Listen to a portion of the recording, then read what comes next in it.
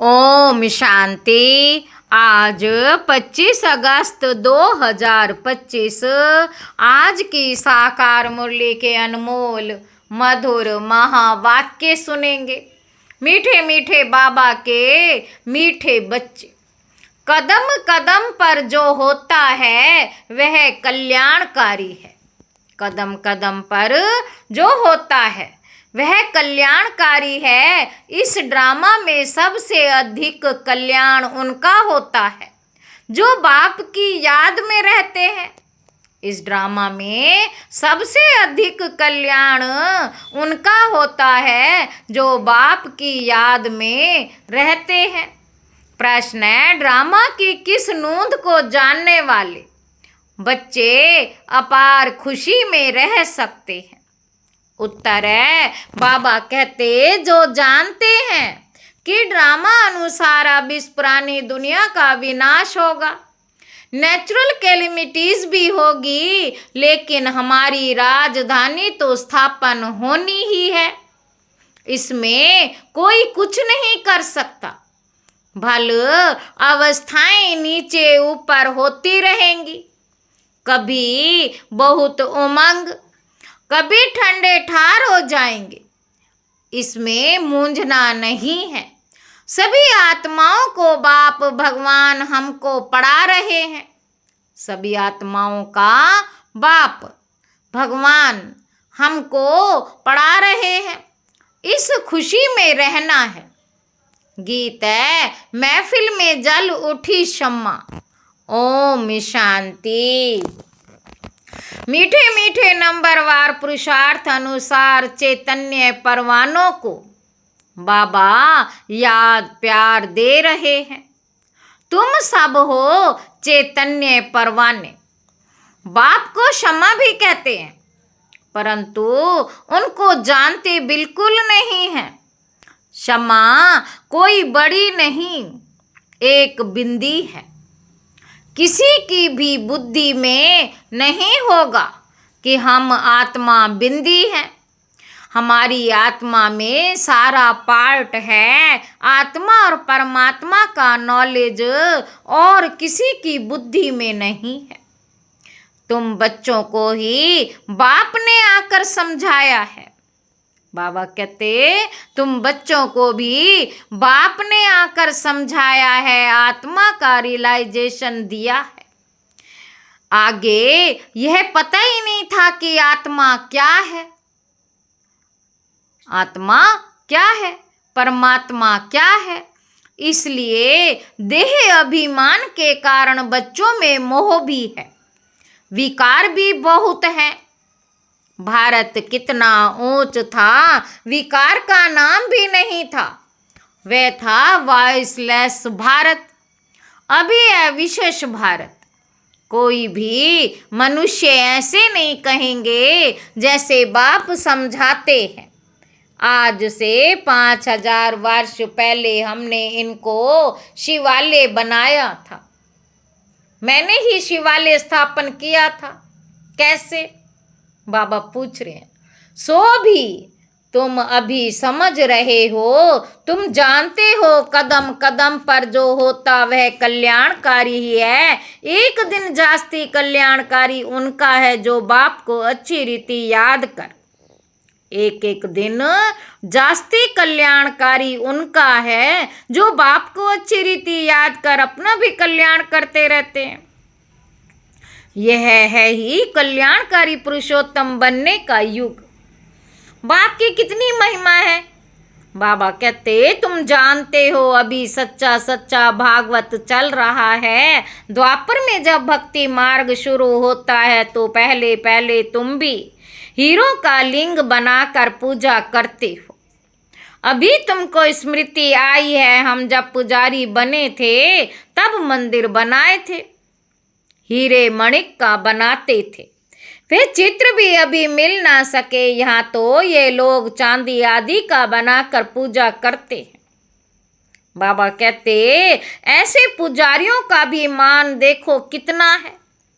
शिव की पूजा तो सब करते, लेकिन अव्यभिचारी पूजा तो है नहीं। व्यभिचारी पूजा तो है नहीं, ये भी बच्चे जानते हैं। विनाश भी आने का है, जरूर तैयारियां हो रही हैं। नेचुरल कैलेमिटीज की भी ड्रामा में नोंद है। बाबा कहते कोई कितना भी माथा मारे, तुम्हारी राजधानी तो स्थापन होनी है। कोई की भी ताकत नहीं जो इसमें कुछ कर सके। बाबा कहते बाकी अवस्थाएं तो नीचे ऊपर होंगी ही। यह है बहुत बड़ी कमाई। कभी तुम बहुत खुशी में अच्छे ख्यालात में रहेंगे, कभी ठंडे पड़ जाएंगे। यात्रा में भी नीचे ऊपर होते हैं, इसमें भी ऐसे होता है। कभी तो सुबह को उठ बाप को याद करने से बहुत खुशी होती। ओहो बाबा हमको पढ़ा रहे हैं, वंडर है। सभी आत्माओं का बाप भगवान हमको पढ़ा रहे हैं। उन्होंने फिर श्री कृष्ण को भगवान समझ लिया है। सारी दुनिया में गीता का मान बहुत है, क्योंकि भगवानोवाच है ना। परंतु ये किसी को पता नहीं कि भगवान किसको कहा जाता। भल कितनी भी पोजीशन वाले बड़े बड़े विद्वान पंडित आदि हैं, भल कितनी भी पोजीशन वाले बड़े बड़े विद्वान पंडित आदि हैं, कहते भी हैं गॉड फादर को याद करते, परंतु वह कब आया, क्या आकर किया, ये सब भूल गए हैं।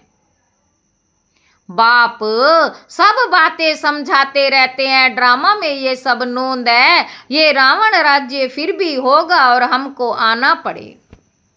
ये रावण राज्य फिर भी होगा और हमको आना पड़ेगा। रावण ही तुमको अज्ञान के घोर अंधेरे में सुला देते हैं। ज्ञान तो सिर्फ एक ज्ञान सागर ही बतलाते हैं, जिससे सदगति होती है। सिवाय बाप के और कोई सदगति कर ना सके। सर्व का सदगति दाता एक है। गीता का ज्ञान जो बाप ने सुनाया था वह फिर प्राय लोप हो गया। ऐसे नहीं, ये ज्ञान कोई परंपरा चला आता है। औरों के कुरान बाइबल आदि चले आते हैं, विनाश नहीं हो जाते। तुमको तो जो ज्ञान अभी मैं देता हूँ, इनका कोई शास्त्र बनता नहीं। जो परंपरा अनादि हो जाए, ये तो तुम लिखते हो फिर खत्म कर देते हो। ये तो सब नेचुरल जल कर खत्म हो जाएंगे। बाप ने कल्प पहले भी कहा था, अभी भी तुमको कह रहे।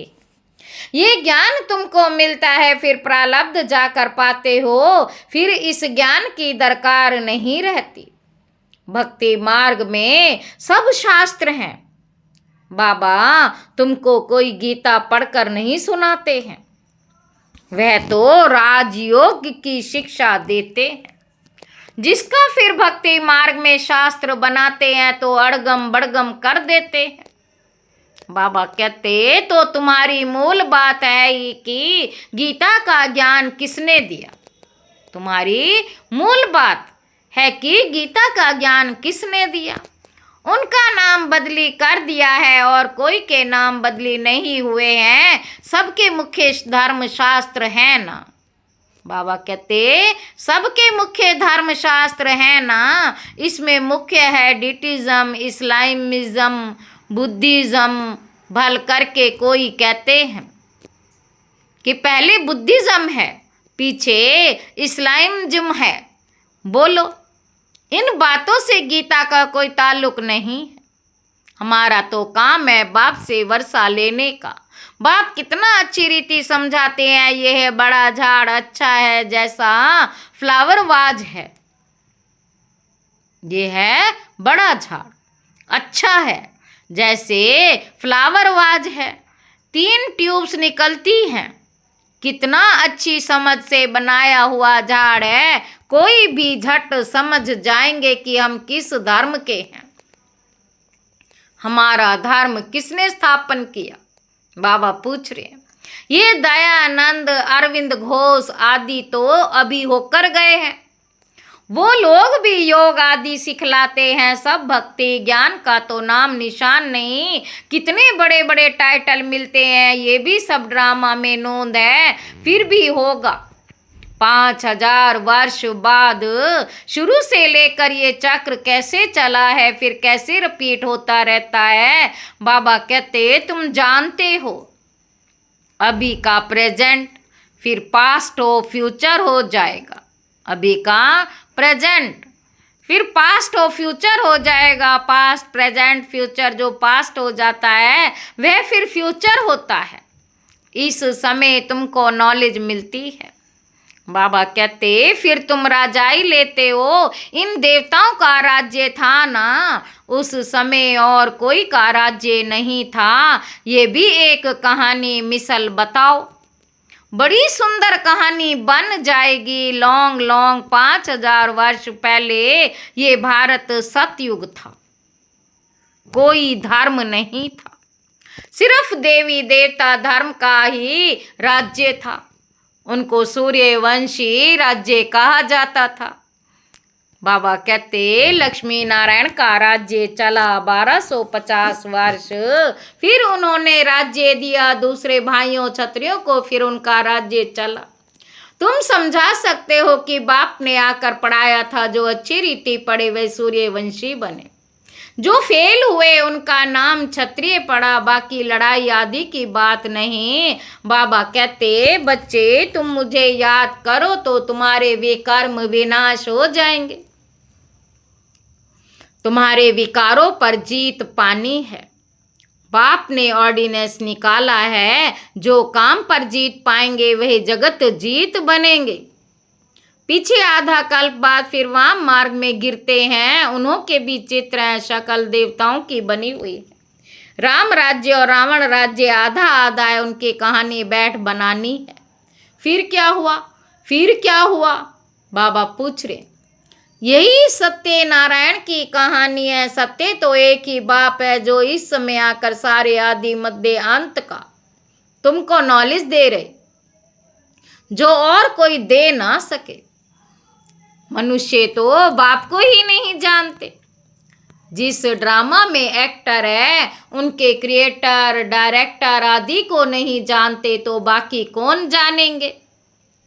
अभी तुमको बाप बताते हैं, अभी तुमको बाप बताते हैं ड्रामा अनुसार, ये फिर भी ऐसे होगा। बाप आकर तुम बच्चों को फिर पढ़ाएंगे, यहाँ दूसरा कोई आ ना सके। बाप कहते हैं मैं बच्चों को ही पढ़ाता हूँ, कोई नए को यहाँ बिठा नहीं सकते। इंद्रप्रस्थ की कहानी भी है ना, नीलम परी पुखराज परी नाम है ना।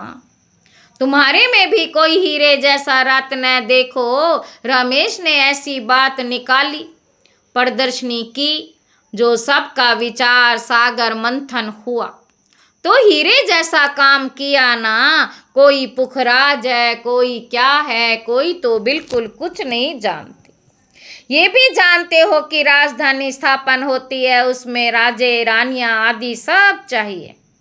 तुम समझते हो हम ब्राह्मण श्रीमत पर पढ़कर विश्व के मालिक बनते हैं, कितनी खुशी होनी चाहिए। बाबा कहते ये मृत्यु लोक खत्म होना है। ये बाबा तो अभी ही समझते रहते हैं कि हम जाकर बच्चा बनेंगे। बचपन की वह बातें अभी ही सामने आ रही है, चलन ही बदल जाती है। ऐसे ही वहाँ भी जब बूढ़े होंगे तो समझेंगे, वहाँ भी जब बूढ़े होंगे तो समझेंगे। अब ये वानप्रस्थ शरीर छोड़ हम किशोर अवस्था में चले जाएंगे। बचपन है सतो प्रधान अवस्था। लक्ष्मी नारायण तो युवा है, लक्ष्मी नारायण तो युवा है। शादी किए हुए को किशोर अवस्था थोड़े ही कहेंगे। युवा अवस्था को रजो, वृद्ध को तमो कहते हैं। इसलिए श्री कृष्ण पर लव जास्ती रहता। तो लक्ष्मी नारायण भी वही है, परंतु मनुष्य ये बातें नहीं जानते कि श्री कृष्ण को द्वापर में लक्ष्मी नारायण को सतयुग में ले गए। अभी तुम देवता बनने का पुरुषार्थ कर रहे हो। बाप कहते कुमारियों को तो बहुत खड़ा होना चाहिए। बाप कहते कुमारियों को तो बहुत खड़ा होना चाहिए। कुंवारी कन्या, आदर कुमारी, दिलवाड़ा आदि जो भी मंदिर है ये तुम्हारे एक्यूरेट यादगार है। वह जड़ ये चैतन्य। तुम यहाँ चैतन्य में बैठे हो, भारत को स्वर्ग बना रहे हो। स्वर्ग तो यहाँ ही होगा, मूल वतन सूक्ष्म वतन कहाँ है तुम बच्चों को सब मालूम। सारे ड्रामा को तुम जानते हो। बाबा कहते जो पास्ट हो गया सो फिर फ्यूचर होगा, फिर पास्ट होगा। तुमको कौन पढ़ाते ये समझना है। हमको भगवान पढ़ाते हैं, बस खुशी में ठंडे ठार हो जाना है। बाप की याद से सब घोटाले निकल जाते हैं। बाबा हमारा बाप भी है, हमको पढ़ाते भी हैं, फिर हमको साथ भी ले जाएंगे। अपने को आत्मा समझ परमात्मा बाप से ऐसी बातें करनी है। बाबा हमको अभी मालूम पड़ा है, ब्रह्मा और विष्णु का भी मालूम पड़ा है। विष्णु की नाभि से ब्रह्मा निकला। अब विष्णु दिखाते हैं क्षीर सागर में, ब्रह्मा को सूक्ष्म वतन में दिखाते हैं, वास्तव में है यहाँ। विष्णु तो हुआ राज्य करने वाला, अगर विष्णु से ब्रह्मा निकला तो जरूर राज्य भी करेगा। विष्णु की नाभि से निकला तो जैसे कि बच्चा हो गया। ये सब बातें बाप बैठ समझाते हैं। ब्रह्मा ही 84 जन्म पूरे कर अब फिर विष्णुपुरी के मालिक बनते हैं। ये बातें भी कोई पूरी रीति समझते नहीं, तब तो वह खुशी का पारा नहीं चढ़ता। गोप गोपियां तो तुम हो, सतयुग में थोड़े ही होंगे, वहां तो होंगे प्रिंस प्रिंसेस। गोप गोपियों का गोपी वल्लभ है ना। प्रजापिता ब्रह्मा है सबका बाप, और फिर सब आत्माओं का बाप है निराकार शिव। ये सब है मुख वंशावली। तुम सब भी के भाई बहन हो गए, क्रिमिनल आई हो ना सके। इसमें ही माया हार खिलाती है। बाप कहते अभी तक जो कुछ पढ़ा है उसे बुद्धि से भूल जाओ। मैं जो सुनाता हूँ वह पढ़ो। सीढ़ी तो बड़ी फर्स्ट क्लास है, सारा मदार है एक बात पर। गीता का भगवान कौन, श्री कृष्ण को भगवान कह नहीं सकते, वह तो सर्वगुण संपन्न देवता है। उनका नाम गीता में दे दिया, सांवरा भी उनको बनाया, और फिर लक्ष्मी नारायण को भी सांवरा कर देते। कोई हिसाब किताब ही नहीं, रामचंद्र को भी काला कर देते। बाप कहते हैं कामचिता पर बैठने से सांवरा हुआ है।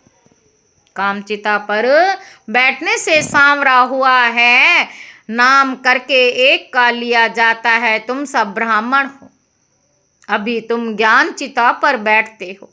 शूद्र कामचिता पर बैठे हैं। बाप कहते विचार सागर मंथन कर युक्तियां निकालो कि कैसे जगाएं। जागेंगे भी ड्रामा अनुसार, ड्रामा बड़ा धीरे धीरे चलता है। अच्छा, मीठे मीठे सिकिलते बच्चों प्रति माता पिता बाप दादा का याद प्यार और गुड मॉर्निंग। रूहानी बाप की रूहानी बच्चों को नमस्ते।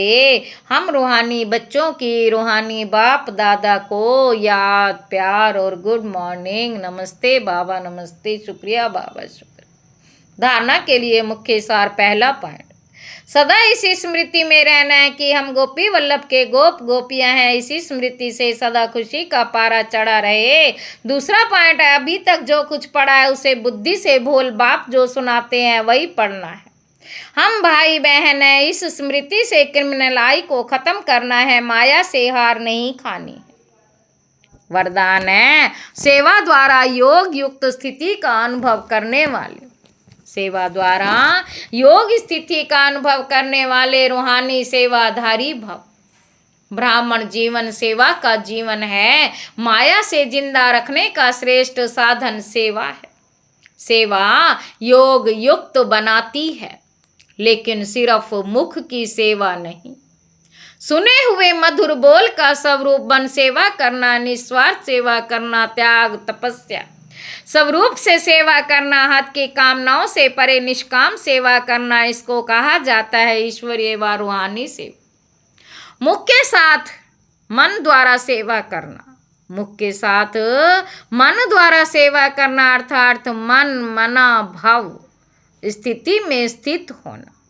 स्लोगन है, आकृति को ना देखकर निराकार बाप को देखेंगे तो आकर्षण मूर्त बन जाएंगे। अव्यक्त इशारे। सहज योगी बनना है तो परमात्मा प्यार के अनुभवी बनो। बाप दादा का बच्चों से इतना प्यार है, जो समझते हैं हर एक बच्चा मेरे से भी आगे हो, दुनिया में भी जिससे ज़्यादा प्यार होता उससे अपने से भी आगे बढ़ाते हैं। यही प्यार की निशानी है। तो बाप दादा भी कहते मेरे बच्चों में अब कोई भी कमी नहीं रहे, सब संपूर्ण संपन्न और समान बन जाएं। यही परमात्म प्यार सहज योगी बना देता है। यही परमात्म प्यार सहज योगी बना देता है। ओम शांति।